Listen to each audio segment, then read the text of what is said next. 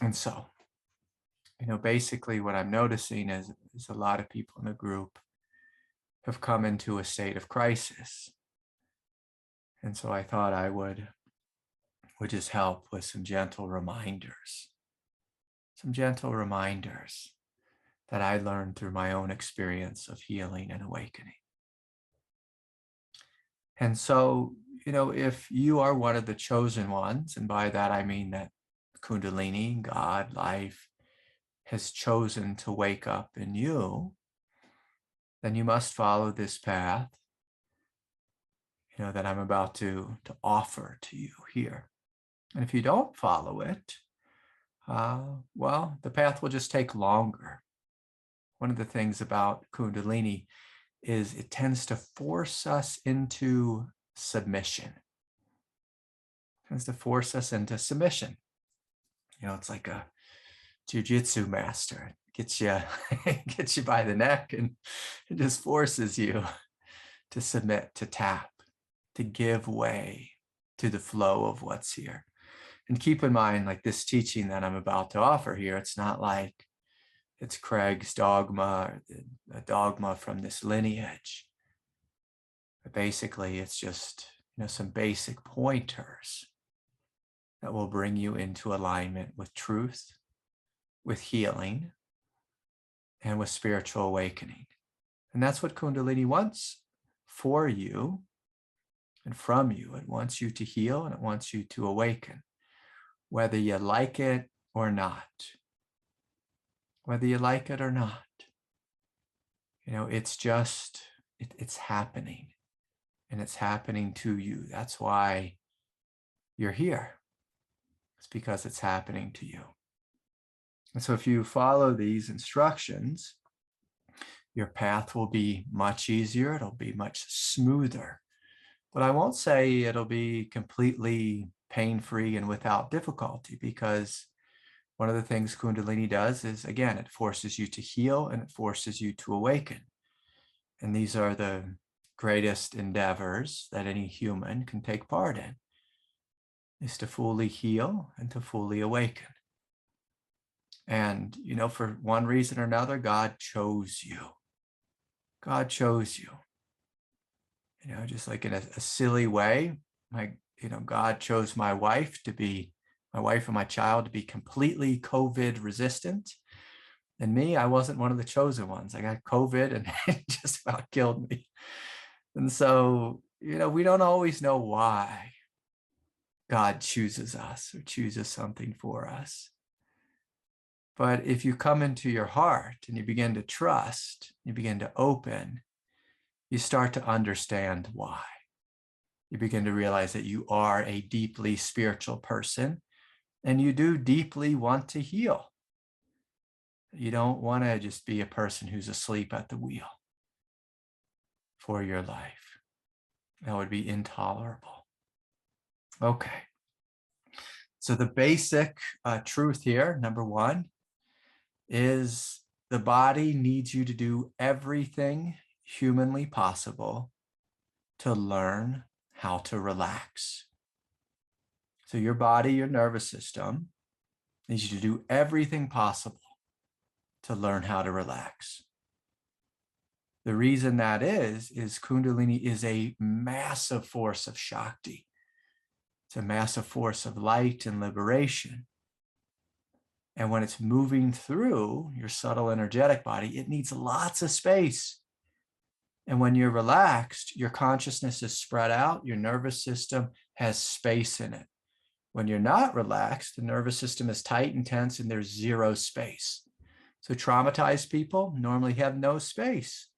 That's why every little thing tends to set them off, is because there's no space within them. Whereas when you have great space within you, you don't tend to be so reactive and upset about every little thing or every little sound or whatever it is. And so the body needs you to relax and help it connect with a felt sense of safety. The felt sense of safety. And keep in mind here, I'm talking about safety in reality. For people who are traumatized, you will never find safety in the mind, because the mind's always thinking about the next thing that could go wrong or the next thing that could happen. Or the mind is actually wired, like the human egoic mind is wired to look for problems. That's true of everyone's mind on planet Earth. We come in this program just looking for danger, for struggle, for fight, for who's out to get us. And so we can't have faith in that mind. We have to learn how to have faith in direct experience. And if all of you look, whether you're feeling good or bad, if all of you look right now, each and every one of you is completely and totally safe. In reality, you're sitting in a room which is quiet, which is peaceful. There is no danger. And even if a loud sound happens in your home or outside your home, you're still completely safe. I'm just going to go make an assumption here. No one's coming to get you. No one is strangling you in this moment. You are completely and utterly safe in reality, in this Zen-like reality. And the more you plug into this, the quicker you will heal. The more you plug into the story of your mind, which is, oh my God, I think there's something wrong with me. I had a feeling in me. Something felt a little strange or bizarre. I have to go to the doctor. I have to take a pill. I have to take a medication. I think I'm dying. I'm having a heart attack. So we can't plug into this neurotic type of thinking. If you do, your nervous system will contract, and it makes it very difficult for the Kundalini to flow. And when it's difficult for the Kundalini to flow, your symptoms related to the Kundalini, which just wants to flow, are going to increase. By symptoms, I mean the Kriyas are going to be more intense. The energetic jolts are going to be more intense. You're going to have things with your eyes and your neurology. You're going to have trouble thinking and brain fog and all these other types of things. You're going to have heart palpitations. You're going to have anxiety feelings. You might go into depression. Whereas if you just relax and open and let the energy flow, even if it's uncomfortable, and you make friends with the Kundalini, give it space to unravel, to teach you from the inside out, then you'll step into the realm of healing, which basically happens through breathing, feeling, experiencing, and naturally letting go, and awakening. And so the Kundalini is here to heal you and to awaken you. And it's very difficult to awaken to greater states of consciousness, like to know oneself as vast, spacious awareness, immense, immeasurable love and power. If you're in your head thinking and believing in every neurotic thought that moves through your mind. Now, if you do have neurotic thoughts moving through your mind, we have to learn how to work with those. So we can step away from them, step out of them, or we can meet them with love. And both are healing, both are necessary. We have to learn how to just let go of thought and step away from them and come into our direct experience. And again, our direct experience right now is peace, is silence, the quiet radiance within us. Or maybe if the Kundalini is really raging through you, a massive radiance. That's what's happening right now. But we don't need to be in the head commenting and fearing and trying to figure or analyze or freaking out. We need to trust. And trust occurs when you come deep down into the belly. Deep into the belly. So, one of the things, the second thing I'll speak about here is that Kundalini will force you to rearrange your life around healing and spiritual awakening. So healing means you learn how to relax, you learn how to breathe into pain, you learn how to investigate pain. Investigation is much different than analyzing or thinking about or figuring or trying to fix. So investigation means if you feel pain or pressure or tension in your heart, you stop, you breathe into your heart. You meditate in your heart. You soften around the experience of pressure. You feel into the pressure. And you ask the pressure, what do you need? What do you need? And normally when you ask the pressure the first time, if your ego is anywhere in the neighborhood of the pressure, it'll say something crazy like, I need to get out of here. I need to run. I need to fix this. I'm going to die. And so it's important not to listen to that, but then just take a deep breath and ask again, what do you really need? And if you feel into the pressure, if you feel into your heart, if you feel into the heart of the pain, you'll find that there'll be a very subtle intelligence that will arise. And it will say something simple, because the truth is always simple. It'll say something like, relax, let go. It'll settle down. Be here with me. I need some love. Say something very simple. Healing is never complicated. It comes down to breathing, feeling, opening, and experiencing what's here. And there's a funny thing about mammals, which you and I are. When you experience pain or feeling or sensation directly, it begins to move, it begins to unravel, it begins to empty out of you. Now, please hear this. Sometimes it will temporarily intensify right before it releases. That's just part of the process. Sometimes it will temporarily intensify right before it releases. And so we have to be comfortable with a little bit of shaking, crying, or anger, or rage, just moving through the nervous system and letting it flow. I'll use myself as an example here, that because I'm struggling with residual effects of COVID, I'm having a lot of trouble just walking, just doing simple tasks like putting my shoes on or whatever it is.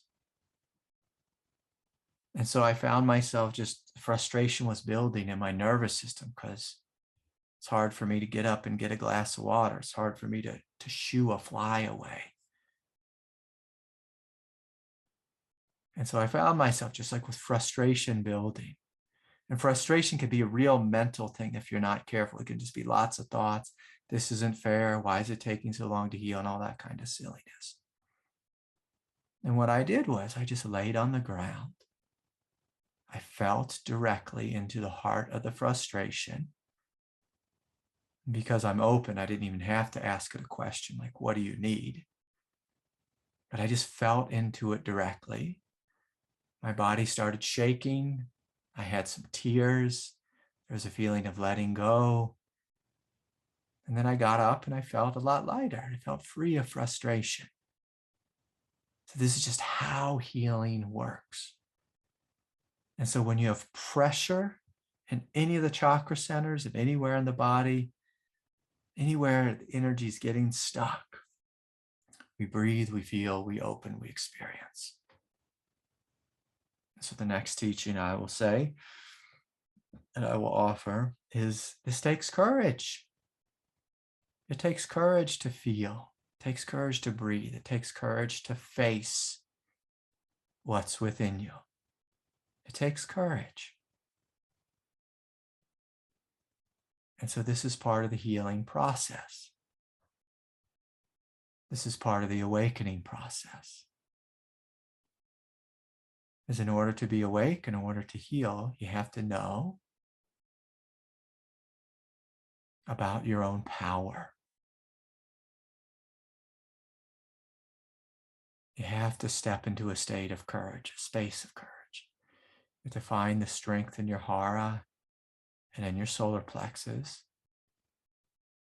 and say, yes, I'm willing to feel what's here. I'm willing to open to this energy. I'm willing to open to this veil. And any pain or psychological disorder that you have within you, or psychological confusion or neurosis, these are what the yogic veils are. These are the things that veil your awakening and that stagnate your healing.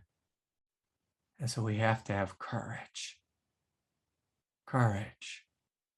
And so part of courage is choosing to face what's here with openness, with compassion, with love, with clarity. So clarity means you remind yourself, you remember, you connect with the felt sense of safety that's here. You disconnect the neurotic thoughts in your mind that say, oh, I'm not safe, I'm going to die, I'm going to run out of money, and all these things are going to happen.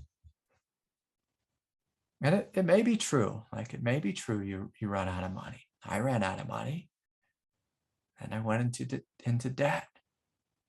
But most of us find like we're not going to end up on the street. Things might become uncomfortable. Things will become uncomfortable. Let me clarify that. They will become uncomfortable. That's one of the ways God, or the intelligence of Kundalini, the intelligence of spiritual awakening, invokes your courage, your strength, your power. It's one of the ways God, life, Kundalini, forces you to learn about unconditional love and compassion. It's one of the ways God, life, invites you to awaken to your innate indestructibility and your Buddha nature through giving you something your ego cannot handle. And through in the surrendering of ego and the breaking down of ego, you discover that there's a light within you that cannot be destroyed, a love within you that has no end, and a clarity that's been here actually since day one. Clarity that knows right from wrong, good from bad, up from down. That's empty, vast, spacious, and free. Okay. So a couple things I'll say quickly before we get into kind of the group sharing here. I'll just take a peek at my notes to make sure I don't forget anything. Thinking and analyzing slows down the process. Of course, resistance and avoidance slows down the process.